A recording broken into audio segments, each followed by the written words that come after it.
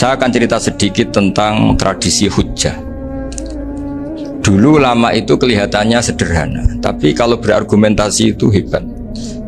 Tadi Gus Zofur menyebut kitab Mbah Hasyim itu mengharamkan kentong.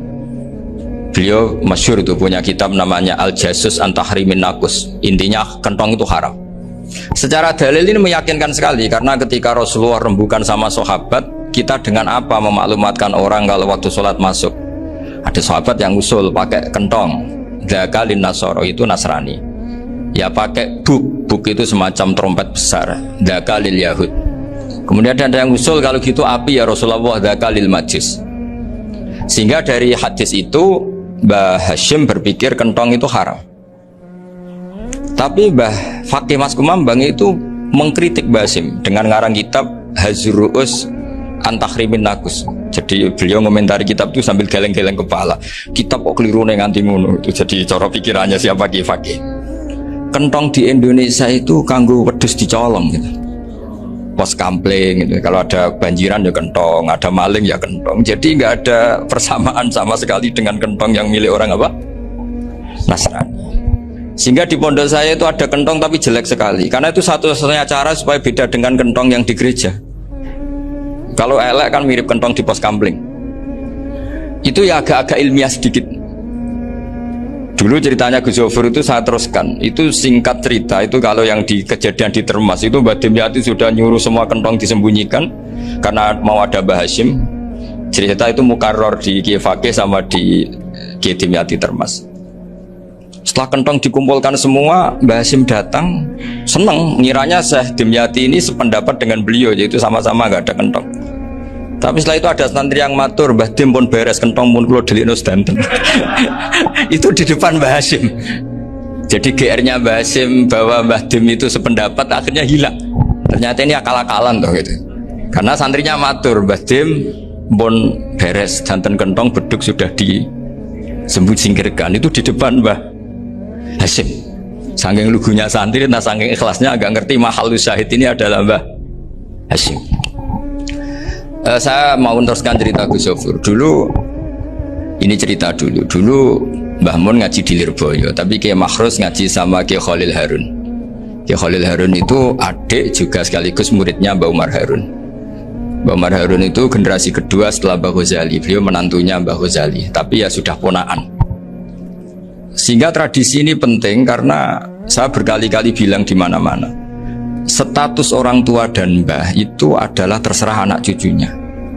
Bukan terserah mbahnya, tapi terserah anak cucunya. Saya tidak akan bosan mengingatkan ini. Saya pernah di makamnya Nabi Yakub, itu ya dikemuli bendera Israel. Di makamnya Nabi Dawud. Nabi Ibrahim juga dekat sinagog. Sehingga Quran membela Nabi Ibrahim disebut maka anak Ibrahimu Yahudi wala Nasraniya, karena ketika beliau berposisi di Israel kemudian penguasanya adalah Yahudi, bisa saja makam ini ditulisi dan distatuskan ala Yahudi. Ya seperti Nabi Yakub. Nabi Yakub itu nabi yang kita yakin tentu berkeyakinan beliau orang baik, orang muslim, orang mukmin, tapi karena di desain mereka ya dikemuli bendera Israel dan disebut Abul Yahud. Karena kita tahu nama lain dari anaknya Nabi Yakub adalah Yahuda bin Yakub bin Ishak bin Ibrahim. Sehingga perasaannya orang Yahudi menjadi Yahudi itu yang ngikuti mbah-mbahnya. Nah khawatir saya ketika buyut-buyut kita kaya. Buyut saya itu orang kaya dulu, namanya Badur Rahman. Itu kaya sekali, tanahnya banyak. Dulu cerita Mbah Hasyim ya kaya sekali. Mbah Maksum juga kaya, Mbah Abdul Aziz juga kaya. Karena dulu itu inginnya kiai itu yo ketok sugih lah, gak ngel-ngelo santri.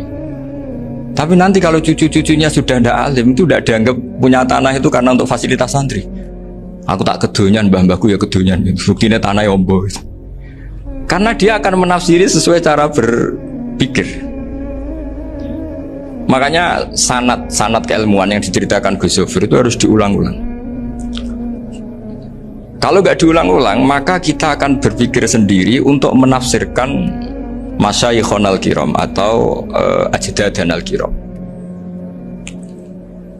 Nah, Ini yang bahaya, yang sering Quran mengingatkan. Jadi ada status yang disematkan oleh anak cucu kayak orang Yahuda tadi, Yahuda bin Yakub bin Ishak bin Ibrahim, itu menstatuskan mbah-mbahnya yang bernama Ibrahim itu Yahudi.